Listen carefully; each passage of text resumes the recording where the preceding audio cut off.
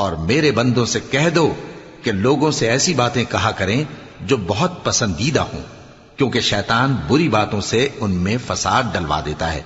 کچھ شک نہیں کہ شیطان انسان کا کھلا دشمن ہے۔ تمہارا پروردگار تم سے خوب واقف ہے، اگر چاہے تو تم پر رحم کرے یا اگر چاہے تو تمہیں عذاب دے۔